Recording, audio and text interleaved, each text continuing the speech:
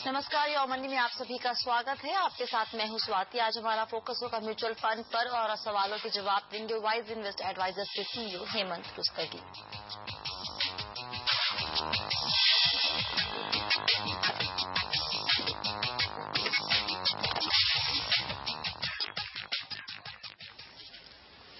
चलिए शुरू करते हैं सवाल जवाब का सिलसिला। रॉबिन्स तोमर गुड़गांव से हमारे साथ जुड़े हैं फोन लाइन पर। रॉबिन्स नमस्कार, क्या सवाल है आपका? नमस्कार जी, मेरा सवाल ये है कि मैंने टैक्स सेविंग म्यूचुअल फंड खरीदे थे 2008 और 2009 में, और उनके साथ कुछ लॉकिंग पीरियड होता है 3 साल का, उसके बाद मैं बेच सकता था उन्हें, पर उसमें मैंने डिविडेंड ऑप्शन के साथ खरीदा था। अब उसमें क्या हुआ, 3 साल पूरे हो गए लेकिन उसमें डिविडेंड ऐड होते जाते हैं और उन डिविडेंड ऐड होने की वजह से हर एक डिविडेंड का अपना और 3 साल का पीरियड लग जाता है। तो अभी मैं अगर सारे से शेयर बेचना चाहता हूँ तो मैं बेच नहीं पा रहा हूँ, उसमें वो मतलब ये प्रॉब्लम दे रहा है। आप जानना ये चाहते हैं कि कैसे आप पूरे के पूरे यूनिट्स बेच सकते हैं? हाँ जी। ऑलराइट हेमंत, हम सभी जानते हैं कि जो टैक्स सेविंग फंड्स है वहाँ पे 3 साल का लॉक इन होता है, और मुझे ये नहीं पता कि क्यों म्यूचुअल फंड हाउसेस इसमें डिविडेंड पे आउट क्या डिविडेंड का ऑप्शन देती है, क्योंकि वो सारे फिर से लॉक इन हो जाते हैं। लेकिन अब जब ये फंस गए, इन्हें निकलना है, तो अब क्या करना चाहिए? ऑप्शन क्या है? अब देखिए स्वाति, किसी भी म्यूचुअल फंड स्कीम की तरह ELSS equity link saving scheme में भी 3 ऑप्शन हैं। एक डिविडेंड पे आउट है, एक डिविडेंड री इन्वेस्टमेंट है और एक ग्रोथ ऑप्शन है। अगर आपको रेगुलर डिविडेंड चाहिए तो आप डिविडेंड पे आउट लीजिए। अगर आप चाहते हैं कि आपका पैसा एक्यूमुलेट होता रहे तो आप ग्रोथ ऑप्शन लीजिए। तीसरा ऑप्शन है डिविडेंड री इन्वेस्टमेंट। आई थिंक जो रॉबिन्स आपने लिया है उसमें क्या होता है कि जो डिविडेंड डिक्लेयर होता है वो वापस से फिर से स्कीम के अंदर इन्वेस्ट हो जाता है। ELSS क्योंकि ये एक ATC के अंडर एक टैक्स सेविंग स्कीम है, जो भी इन्वेस्टमेंट होगा उसमें 3 साल का लॉक इन होता है और डिविडेंड री इन्वेस्टमेंट को भी एक फ्रेश इन्वेस्टमेंट माना जाता है। यानी एक तरफ तो स्वाति इनका लॉक इन रहेगा, दूसरी तरफ जो भी इनको डिविडेंड मिलता है अगर वो चाहे तो उसमें ATC के अंडर टैक्स एग्जम्पशन ले सकते हैं। तो जो भी इनकी इन्वेस्टमेंट, इन्होंने एक्चुअली डिविडेंड पे आउट नहीं लिया, उन्होंने डिविडेंड री इन्वेस्टमेंट लिया है। तो जो तीनों में से सबसे मुझे लगता है खराब ऑप्शन है, क्योंकि अगर आपको जैसा मैंने कहा पेमेंट चाहिए तो आप डिविडेंड पे आउट लीजिए, ग्रोथ चाहिए तो फिर आप ग्रोथ में जाइए। इसमें आप अभी जो ऑलरेडी आपका जो पैसा इन्वेस्ट हो चुका है रॉबिन्स, उसमें आप कुछ नहीं कर सकते, वो 3 साल का लॉक इन है। अब आप अगर आपने प्रिंसिपल अमाउंट ऑलरेडी निकाल लिया है लॉक इन के बाद, तो जो इन्वेस्टमेंट अभी है आपका डिविडेंड री इन्वेस्टमेंट का, उसमें आप अपनी ऑप्शन चेंज कीजिए। एटलीस्ट जो फ्यूचर में जो आपको डिविडेंड मिलेगा वो डिविडेंड पे आउट करके मिल जाएगा। लेकिन जो ऑलरेडी री इन्वेस्ट हो चुका है उसमें हर जो भी डिविडेंड उनका इन्वेस्ट हुआ है उसमें 3 साल का लॉक इन है, तो वो खत्म होने के बाद ही ये पैसा निकाल सकते हैं, उसमें और कोई भी ऑप्शन नहीं है। जितने भी पैसे का 3 साल का लॉक इन हो चुका है उसको निकाल लीजिए, और जो डिविडेंड मिला हुआ है उसका ऑप्शन स्विच करने के लिए आप देखिए 3 साल का लॉक इन है। अगर मान लीजिए प्रिंसिपल का अगर लॉक इन पूरा हो चुका है तो आप वो निकाल सकते हैं। जो री इन्वेस्ट हो गया, हर जो डिविडेंड री इन्वेस्ट हुआ उसको 3-3 साल का लॉक इन खत्म करना है। अब उसके ऊपर जो डिविडेंड मिलेगा फिर से लॉक इन होगा। तो ये क्या कर सकते हैं, आज अपनी ऑप्शन जो है उसको चेंज कर लीजिए, डिविडेंड पे आउट कर लीजिए, ताकि जो फ्यूचर का जो डिविडेंड हो वो आपको मिल सके। और ये जैसे ही लॉक इन खत्म हो एक इंस्टॉलमेंट का, वो आप 5 निकाल दीजिए। लेकिन आप लमसम नहीं निकाल पाएंगे पूरा पैसा इस वक्त। अगला सवाल लेते हैं। प्रदीप जैन जलगांव से हमारे साथ जुड़े हैं फोन लाइन पर। जैन जी नमस्कार, क्या सवाल है आपका? हाँ नमस्ते मैडम। नमस्ते। मैं 1986 से मैं म्यूचुअल फंड में इन्वेस्टर हूँ और वेरियस फंड मेरे को जैसे जैसे कोई सजेस्ट करते गया वैसा मैं लेते गया। आज मेरे पास बहुत मल्टीपल फंड हो गए हैं, तो मेरे को उसको कंजर्वेटिव जैसा स्टार्टिंग फंड रखने का है, प्लीज जरा सजेस्ट कर दीजिए। आपने सारे फंड्स में लमसम इन्वेस्टमेंट ही किया है, मतलब एक मुश्त? कुछ टाइम SIP वगैरह भी किया है। हाँ, तो SIP चालू है या फिर वो बंद कर दिया आपने? नहीं, SIP बंद कर दिया मैडम। अच्छा, ओके। इनके पोर्टफोलियो में कुल 14 फंड के आसपास है और काफी अच्छी खासी रकम इनके फंड्स में है। क्या सलाह देंगे, कंसोलिडेट करने की जरूरत है? देखिए स्वाति, आई थिंक जो इन्फॉर्मेशन उन्होंने दी है, जो मैं इन्वेस्टमेंट अमाउंट की बात कर रहा हूँ उसकी वैल्यू, क्योंकि उन्होंने NAV वगैरह किस प्राइस पे है वो पता नहीं, तो बता नहीं सकते हैं। जो इन्वेस्टमेंट अमाउंट है करीब 57 लाख है, 14 फंड उसके अंदर है। किसी भी पोर्टफोलियो को बनाने के लिए या आप उससे क्या अचीव करना चाहते हैं, सबसे पहले वो डिसाइड करना जरूरी है। जैन साहब, तो पहले मैं आपको कहना चाहूंगा, हम जो भी इन्वेस्टमेंट करें, चाहे वो म्यूचुअल फंड में करें या कहीं कोई भी जगह में इन्वेस्टमेंट करें, सबसे पहले इंपॉर्टेंट है कि आप ये देखिए कि आप उस पोर्टफोलियो से क्या अचीव करना चाहते हैं। जैसे आपका पोर्टफोलियो है, क्या चाहते हैं कि ये पोर्टफोलियो आपके लिए रेगुलर इनकम दे या आपको अगर आपका मान लीजिए ऑलरेडी एक पोर्टफोलियो है जो ट्रेडिशनल ऑप्शंस एफडी या जो एनएससी या पीपीएफ रहता है, अगर वो है, या सीनियर सिटीजन स्कीम जो है, अगर वो आपके पास ऑलरेडी है मान लीजिए, तो ये इस पोर्टफोलियो से आप क्या अचीव करना चाहते हैं? क्योंकि अगर मैं इसकी जो ब्रेकअप लूं इनकी स्वाति पोर्टफोलियो की, यहाँ पे इन्होंने कहा लॉन्ग टर्म के लिए इन्वेस्ट कर रहे हैं, उसमें से 9 लाख रुपए करीब जो है वो लिक्विड या फ्लोटर रेट में पड़ा हुआ है। अगर मैं ये मान भी लूं कि इसका कुछ हिस्सा जो है वो एक इमरजेंसी फंड की तरह उसको इस्तेमाल करना चाहते हैं, तो 9 लाख उनके पोर्टफोलियो के हिसाब से बहुत ज्यादा है। उसको देखिए, 10 lakh equity oriented balance fund के अंदर है, 20 लाख इन्वेस्टमेंट जो है करीब वो एमआईपी के अंदर है, और 18 लाख जो इन्वेस्टमेंट है वो इक्विटी में है। तो इस पोर्टफोलियो से ये जानना बहुत मुश्किल है कि हम अचीव क्या करना चाहते हैं। बात कर लेते हैं जैन जी से। जैन साहब। हाँ बोलिए मैडम। जी, हम आपसे ये जानना चाहते हैं कि ये जो पूरा इन्वेस्टमेंट पोर्टफोलियो है आपका, इससे आप क्या अचीव करना चाहते हैं, किस पर्पज से? रिटायरमेंट के लिए आफ्टर 10 ईयर जो भी कुछ उसमें ग्रोथ आएगा। जी हाँ, ये रिटायरमेंट के टाइम मेरे को लमसम पर्पस होना है। ओके, हेमंत। रिटायरमेंट का अगर जैन साहब आपका अगर ऑब्जेक्टिव है तो 10 साल की आप बात कर रहे हैं, तो ऐसे में इतना सारा पैसा आपने जो 9 लाख रुपए आपने लिक्विड फंड फ्लोटिंग में रखा है, या इतना 20 लाख रुपए आपने जो एमआईपी में रखा है, उसका कोई ऑब्जेक्टिव नहीं है।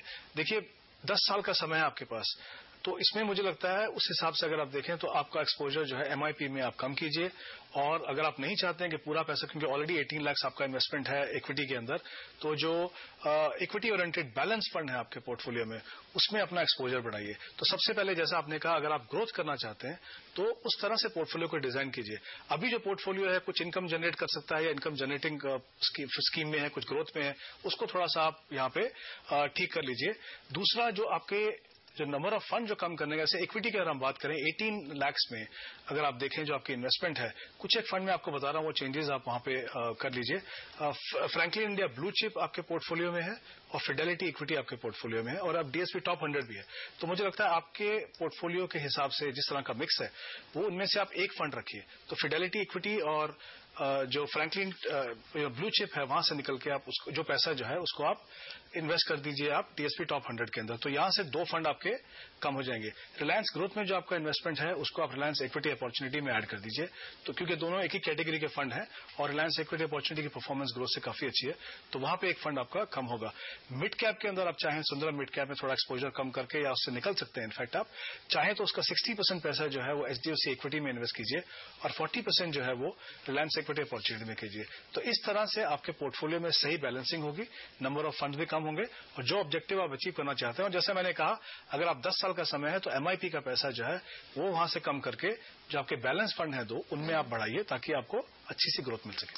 चलिए, वक्त है छोटे से ब्रेक का। ब्रेक के बाद हम कुछ और सवाल लेंगे, लेकिन अगर आप भी अपना सवाल हमें भेजना चाहते हैं तो आप हमें लिखिए mfactmoneycontrol.com पर।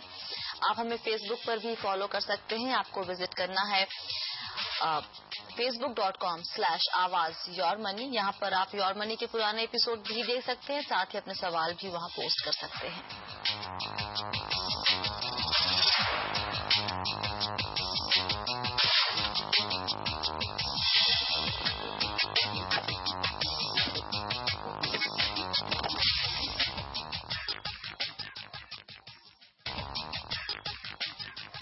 योर मनी में आपका एक बार फिर से स्वागत है। फोकस है हमारा म्यूचुअल फंड पर। सवालों के जवाब दे रहे हैं हेमंत रुस्तगी। अगला सवाल लेते हैं मनोज कुमार देहरादून से हमारे साथ जुड़े हैं फोन लाइन पर। मनोज जी नमस्कार, क्या सवाल है आपका? नमस्कार मैम, मैंने आपके पास जी मैंने आपको काफी, एक तो थैंक यू, आपने मेरा ईमेल दिया। मैंने ईमेल में मैम सब कुछ लिख के भेजा हुआ है, तो मैं चाह रहा था कि जो मैं इन्वेस्ट कर रहा हूँ वो ठीक है या नहीं, और कुछ उसमें अगर चेंजेस करना है तो वो मुझे प्लीज बताइए। जी, 13,500 की एसआईपी चल रही है, 8 फंड है, इसके अलावा 3 फंड्स में इनकी लमसम इन्वेस्टमेंट भी है, 1 टाइम इन्वेस्टमेंट 5,000 रुपए का। गोल है 10 से 12 साल में करीब 20 लाख रुपए चाहिए बच्चे की पढ़ाई के लिए। 15 से 20 साल में वापस से 20 लाख रुपए चाहिए होंगे बच्चे की शादी के लिए, और रिटायरमेंट के बाद इन्हें हर महीने 20 से 25,000 रुपए की जरूरत होगी। मनोज जी, कब रिटायरमेंट कब की सोच रहे हैं, कितने साल है उसमें अभी? मैं गवर्नमेंट एम्प्लॉय हूँ, मैंने ओएनजीसी में तो 60 में, और अभी आपकी उम्र 49 है। हाँ। अच्छा, बताइए हेमंत, इनका पोर्टफोलियो कैसा है, और पोर्टफोलियो के हिसाब से क्या गोल अचीव हो जाएंगे सारे? देखिए स्वाति, 13,500 की इन्वेस्टमेंट हो रही है यहाँ पे SIP के द्वारा। 8 फंड है यहाँ पे, तो डेफिनेटली फंड बहुत ज्यादा है। उनमें से अगर हम एक गोल्ड फंड निकाल दें और एक इक्विटी ओरिएंटेड बैलेंस फंड, तो 6 करीब जो इक्विटी फंड है, तो डेफिनेटली मनोज मैं कहूंगा कि आपको नंबर ऑफ फंड यहाँ पे कम करने की जरूरत है। उसके अलावा आपने 3 फंड्स के अंदर 5,000 रुपीज को एक लमसम इन्वेस्ट किया हुआ है। इसमें एक SBI ब्लू चिप फंड है और एक टेम्पल्टन इक्विटी इनकम फंड है और एक प्रिंसिपल इंफ्रास्ट्रक्चर और सर्विस फंड है। ऐसा लगता है जैसे आपने ये पैसा जो है वो NFO के टाइम पे लगाया हुआ 3 फंड।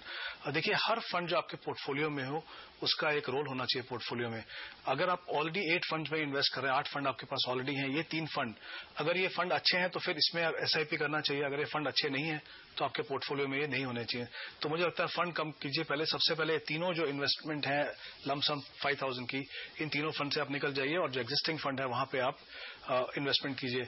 8 फंड जो है स्वाति इनके पास, में 5 फंड रिलायंस के हैं। देखिए, जब हम डाइवर्सिफिकेशन की बात करते हैं तो आई थिंक ये भी जरूरी है कि हम डिफरेंट फंड हाउसेस को लें। बहुत ज्यादा फंड हाउसेस भी ना हो, ऐसा कोई जरूरी नहीं है, लेकिन एक ही फंड में बहुत ज्यादा डिफरेंट टाइप के फंड में इन्वेस्ट करना कोई ज्यादा अच्छी बात नहीं है। क्योंकि जब आप दूसरे फंड में इन्वेस्ट करते हैं, डिफरेंट तरह के फंड में इन्वेस्ट करते हैं, तो आपको एक डिफरेंट इन्वेस्टमेंट फिलॉसफी, स्ट्रैटेजी का फायदा मिलता है। तो आप थिंक उस हिसाब से भी आपको थोड़ा यहाँ पे पोर्टफोलियो को कम करने की जरूरत है।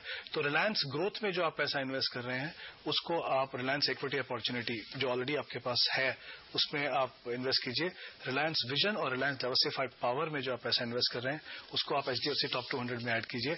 और रिलायंस रेगुलर सेविंग जो है उसमें जो आप इन्वेस्ट कर रहे हैं उसको आप HDFC का जो प्रूडेंस फंड है जहां पे इन्वेस्ट कर रहे हैं, तो उससे आपके पोर्टफोलियो में 4 फंड रहेंगे। 4 फंड आपके पोर्टफोलियो से निकल जाएंगे। और ये फंड हमने जो देखा है बेसिकली परफॉर्मेंस के हिसाब से और सूटेबिलिटी के हिसाब से, उस हिसाब से हमने इनके फंड को यहाँ पे कम किया है। अगर हम इनके टारगेट की बात करें यहाँ पे, तो पहला टारगेट है करीब 12 साल का टाइम होराइजन पकड़ते हैं। बच्चों के एजुकेशन के लिए करीब 20 लाख का उनका टारगेट है। 12% की अगर हम एनुअलाइज रिटर्न लेके चलें तो आपको 6,500 रुपीज पर मंथ अगर आप ये पूरे ड्यूरेशन में इन्वेस्ट करें तो अपना टारगेट अचीव कर सकते हैं। दूसरा टारगेट इन्होंने जो कहा है शादी के लिए 15 और 20 साल का इन्होंने टाइम होराइजन लिया है। मैं एक एवरेज 18 ईयर्स का एवरेज लेके चलता हूं, तो 4,000 रुपीज अगर आप यहाँ भी अगर हम एनुअलाइज रिटर्न 12% लेके चले तो अपना टारगेट आप अचीव कर सकते हैं। रिटायरमेंट के लिए जैसा आपने कहा 11 साल का समय आपके पास, आप चाहते हैं करीब 25,000 रुपए हर महीने की आपको इनकम मिले, तो यानी सालाना इनकम जो आपको 3 लाख चाहिए, तो उसके लिए 35 या 40 लाख का आपको एक कॉर्पस बनाना पड़ेगा ताकि आप इस तरह की इनकम यहाँ बना सके। उसके लिए करीब आपको 14,000 रुपीज पर मंथ इन्वेस्ट करना है 12% के हिसाब से, तब आप अपना टारगेट को अचीव कर पाएंगे। जो आपकी इन्वेस्टमेंट है 13,500, उससे ये तीनों ऑब्जेक्टिव पूरे नहीं हो सकते हैं। तो आपको देखना पड़ेगा किस तरह से आप एडिशनल पैसा इन्वेस्ट कर सकते हैं, या तो फिर आपको पोर्टफोलियो पे थोड़ा रीवर्क करना पड़ेगा ताकि आप ये जो टारगेट है वो अचीवेबल बने। मुझे ये भी लग रहा है कि जो 20 लाख का ये टारगेट लेके चल रहे हैं 15 से 20 साल में या फिर 10 से 12 साल में, उनको वो भी एक बार से दोबारा चेक करना पड़ेगा। इन्फ्लेशन को ये कंसीडर नहीं कर रहे हैं। 2 बच्चों की पढ़ाई है, 20 लाख 10 या 12 साल में आई थिंक ये रकम काफी ज्यादा भी हो सकती है। बिल्कुल, और वो डिपेंड करेगा किस तरह की एजुकेशन आप अपने देना चाहते हैं। हमेशा हम हमें कहते हैं कि जब लंबे समय के लिए टारगेट आप ले तो इनसे जो इन्फ्लेशन है उसको डेफिनेटली कंसीडर कीजिए। चलिए अगला सवाल लेते हैं। विनीता हमारे साथ जुड़ रही है दरभंगा से। विनीता जी नमस्कार, क्या सवाल है आपका? मेरा सवाल ये है कि मैं 5,000 एवरी मंथ जमा करना चाहती हूँ फॉर 5 ईयर सेविंग्स के लिए, तो किसमें इन्वेस्ट करना चाहिए? और मैंने कभी इन्वेस्टमेंट नहीं किया है। अच्छा, तो कैसे? क्या आप म्यूचुअल फंड में ही निवेश करना चाहती हैं या फिर किसी और जगह भी? म्यूचुअल फंड में। म्यूचुअल फंड में चाहती है, और सिर्फ 5 साल का टाइम होराइजन है आपका, 5,000 रुपए करना चाहती है। बताइए इनके लिए बेस्ट ऑप्शन क्या रहेगा हेमंत? देखिए स्वाति, जैसे उन्होंने कहा कि ये पहली बार इन्वेस्ट करना चाहती हैं और म्यूचुअल फंड में इन्वेस्ट करना चाहती हैं, तो विनीता जी मैं आपको यही कहूंगा कि सबसे अच्छी बात म्यूचुअल फंड्स की क्या है कि यहाँ पे आप कितना रिस्क लेना चाहते हैं, कितने समय के लिए इन्वेस्ट करना चाहते हैं, क्या अचीव करना चाहते हैं, उस हर पैरामीटर के हिसाब से आपको यहाँ पे फंड मिलेंगे। जैसा आपने कहा आपका 5 साल का टाइम होराइजन, आप हर महीने पैसा इन्वेस्ट करना चाहते हैं और क्योंकि आप ग्रोथ चाहते हैं, हालांकि आप फर्स्ट टाइम इन्वेस्टर हैं, फिर भी मैं आपको ऐसा एक रिकमेंड करूंगा कि आप एक इक्विटी ओरिएंटेड बैलेंस फंड लीजिए और एक प्योर लार्ज कैप फंड लीजिए। बहुत ज्यादा पोर्टफोलियो को एग्रेसिव मत बनाइए, क्योंकि आप फर्स्ट टाइम इन्वेस्ट कर रहे हैं। मैं आपको बता दूं, चाहे आप रेगुलरली इन्वेस्ट करें चाहे आप लमसम इन्वेस्ट करें, क्योंकि equity as an asset class aggressive है, तो एसआईपी के द्वारा इन्वेस्ट करते भी आपको कभी कभी लगेगा कि पोर्टफोलियो में काफी उतार चढ़ाव है। उससे आपको घबराना नहीं है। अपने टाइम होराइजन पे आप ध्यान दीजिए, अपने ऑब्जेक्टिव पे ध्यान दीजिए और अपना प्रोसेस को अगर आप कंटिन्यू करें तो अपने गोल्स को आप अचीव कर पाएंगे। 2 फंड यहाँ पे जैसा मैंने कहा, एक आप इक्विटी ओरिएंटेड बैलेंस फंड लीजिए, HDFC बैलेंस फंड में आप 3000 रुपीज इन्वेस्ट कीजिए और एक ICICI फोकस ब्लू चिप उसमें आप 2000 रुपये इन्वेस्ट कीजिए। ये दोनों से करीब अगर आप इन्वेस्ट करें तो 80% पैसा आपका इक्विटी में जाएगा और 20% डेट में। अगर आप इतने high level of equity exposure से कंफर्टेबल नहीं है तो आप डेट ओरिएंटेड हाइब्रिड फंड जो MIPs हैं उनको आप देख सकते हैं। यहाँ पे आप HDFC MIP लॉन्ग टर्म या रिलायंस MIP को देख सकते हैं। लेकिन क्योंकि इक्विटी एक्सपोजर कम है, वॉलेटिलिटी भी कम होगा और रिटर्न के जो चांसेस हैं वो भी पहले वाले पोर्टफोलियो से कम हो जाएंगे। अगर मान लीजिए कि विनीता जी पहली बार निवेश कर रही हैं तो ये आपने बताया कि कौन कौन से फंड में निवेश करें, लेकिन किसके जरिए करें? अगर मान दरभंगा में कोई ना हो एडवाइजर जिसके पास जाके कर सके तो खुद से कैसे कर सकती है? देखिए, या तो खुद अगर या तो किसी एडवाइजर को देख ले, क्योंकि हमने फंड ऑलरेडी इनको बता दिए हैं, या अपने बैंक के पास चले जाएं तो बैंक भी उसमें हेल्प करते हैं। अगर आप ऑनलाइन करना चाहें तो ऑनलाइन भी म्यूचुअल फंड की साइट से आप कर सकते हैं। आज बहुत सारे तरीके हैं जिस तरह से आप म्यूचुअल फंड में आसानी से इन्वेस्ट कर सकते हैं। चलिए, वक्त है एक और छोटे से ब्रेक का। ब्रेक के बाद हम कुछ और सवाल लेंगे, जवाब देने की कोशिश हम जरूर करेंगे। आप बने रहिए योर मनी के साथ।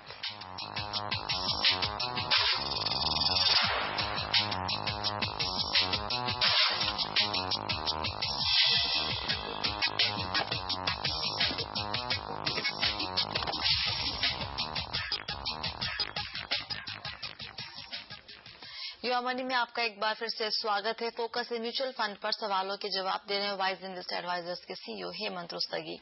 अगला सवाल राहुल केडिया ने मुंबई से ईमेल किया है। राहुल ने SBI मैग्नम टैक्स गेन में निवेश किया, लेकिन 2008 और 9 का डिविडेंड ये नहीं ले पाए। उसके बाद उन्होंने अपना डिविडेंड ECS के जरिए लिया है, लेकिन जानना ये चाहते हैं कि जो बचे हुए डिविडेंड है 2008 और 9 के, वो कैसे लें, क्योंकि उनका एड्रेस भी चेंज हो गया है और ये जानना चाहते हैं कि प्रोसीजर क्या है, क्या ऑप्शन इनके पास है? हेमंत, स्वाति, जैसा इन्होंने कहा कि पहले 2 साल डिविडेंड आए और शायद वो वापस चले गए, तो आसान सा प्रोसीजर है। एक्चुअली थोड़ा टाइम लगेगा, लेकिन इनको या तो म्यूचुअल फंड को कांटेक्ट करें या तो जो कैम्प्स जो है रजिस्ट्रार ट्रांसफर एजेंट है उनको कांटेक्ट करें। ये बहुत ही कॉमन सी प्रॉब्लम है और ये एस्टैब्लिश्ड प्रोसेस है इसका। तो अगर एक बार अगर आप उनको लिखें वहां पे तो आपको बताएंगे वो जो भी फॉर्म उनको भरना है वो भरा के उसके बाद आपको रिवैलिडेटेड जो है डिविडेंड वारंट उनको मिल जाएगा, या जो ECS इनका ऑलरेडी है उनके अकाउंट में भी क्रेडिट हो सकता है। राहुल के पास एक रिलायंस नेचुरल रिसोर्सेज फंड का भी फंड है उनके पास, FPO में उन्होंने निवेश किया था। जानना चाहते हैं इसमें बने रहें या फिर निकल जाए? स्वाति, ये एक एक्चुअली थीमेटिक फंड है, नेचुरल रिसोर्सेज फंड। ये उन कंपनीज में इन्वेस्ट करता है जो नेचुरल रिसोर्सेज की डिस्कवरी, प्रोडक्शन या डिस्ट्रीब्यूशन में इन्वॉल्व है। इस फंड की परफॉर्मेंस इंसेप्शन से यानी स्टार्टिंग से ही इतनी अच्छी नहीं रही है, तो मेरी सलाह ये रहेगी कि इस फंड को आप रिलायंस इक्विटी अपॉर्चुनिटी में स्विच करें। इस फंड के बारे में हमने ऑलरेडी शो में पहले बात किया है। एक अच्छी परफॉर्मिंग स्कीम है और एक डाइवर्सिफाइड फंड भी है, तो मुझे लगता है वहां पे अगर आप स्विच करें तो बेहतर रहेगा। चलिए, अगला सवाल लेते हैं। मनोज हमारे साथ जुड़ रहे हैं नासिक से। मनोज, नमस्कार, क्या सवाल है आपका? हाँ, नमस्ते मैडम जी। एक्चुअली मैं आपका प्रोग्राम हमेशा देखता हूँ जी, and I like the way you deliver it. बहुत बहुत शुक्रिया मनोज जी। अच्छा, मैंने आपको एक सवाल जो भेजा है, मैंने मेरा फंड का टोटल डिटेल दिया है। जी जी जी। Right now I am investing around 19,000 per month in all the diversified equity funds. जी। Whether I should continue with this and what will be the amount after 12 years and 20 years? Right, इनके 19,000 की SIP चल रही है। करीब 8 fund है इनके portfolio में और एक फंड में इनका लमसम इन्वेस्टमेंट भी है SGFC टैक्स सेवर में। जानना चाहते हैं कि पोर्टफोलियो कैसा है और 12 और 20 साल में किस तरह का रिटर्न उम्मीद कर सकते हैं? देखिए, ब्रॉडली मैं कहूँगा सिलेक्शन अच्छी है, बट 8 फंड है, मुझे लगता है कंसोलिडेशन करेंगे तो बेहतर रहेगा। उसमें एक तरह के जो फंड है उनको अगर आप निकाल के एक अच्छे जो बेहतर फंड है उन तीनों में से उनमें लगाएंगे तो अच्छा रहेगा।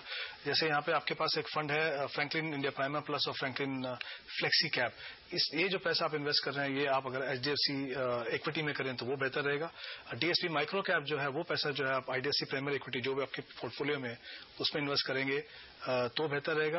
आई थिंक इस तरह से अगर आप पोर्टफोलियो को कंसोलिडेट करें तो डेफिनेटली आपकी जो परफॉर्मेंस सुधर सकती है। जो टारगेट आप अचीव करना चाहते हैं, कितना पैसा आपको मिल सकता है, 12% अगर हम एनुअलाइज ग्रोथ यहाँ पे मान के चलें, 12% का जो 12 साल का जो आपका टाइम होराइजन है वहां पे करीब 58 लाख का कॉर्पस आपका बनना चाहिए। और अगर आप 20 साल की टाइम होराइजन लेके चलते हैं तो करीब 1.73 करोड़ का आपका कॉर्पस बनना चाहिए, प्रोवाइडेड आप इसको पूरे लंबे समय जो आपने अपना टाइम होराइजन है उसको आप प्रोसेस को कंटिन्यू करें तो। और ये एचडीएफसी टैक्स का क्या करें? देखिए, एक ELSS फंड है, अगर 3 साल कंप्लीट हुए उसके बाद ही ये कुछ कर सकते हैं। ये प्रूडेंस में वो बोल रहे हैं कि शायद स्विच करना चाहते हैं, मुझे लगता है डिपेंड करेगा कितना समय के लिए आगे इन्वेस्ट करना चाहते हैं। अगर आप उसको लंबा समय रखेंगे 10 साल। टैक्स सेवर फंड से हेमंत दूसरे फंड में SIP के थ्रू या STP कर सकते हैं क्या यहाँ एक ही 2 फंड के बीच में? देखिए, कुछ फायदा नहीं है उसका। कर सकते हैं अगर आप लॉक इन खत्म हो जाए। STP क्यों करते हैं? आप चाहते हैं कि एक जगह में आपका पैसा सेफ रहे, दूसरी जगह में आप वॉलेटिलिटी है। अगर दोनों वॉलेटिलिटी है तो फिर जो STP का जो बेसिक ऑब्जेक्टिव है वो फेल हो जाएगा। बहुत बहुत शुक्रिया हेमंत, आप सभी सवालों के जवाब देने के लिए। और योर मनी में फिलहाल इतना ही। आप बने रहिए CNBC आवाज के साथ। नमस्कार।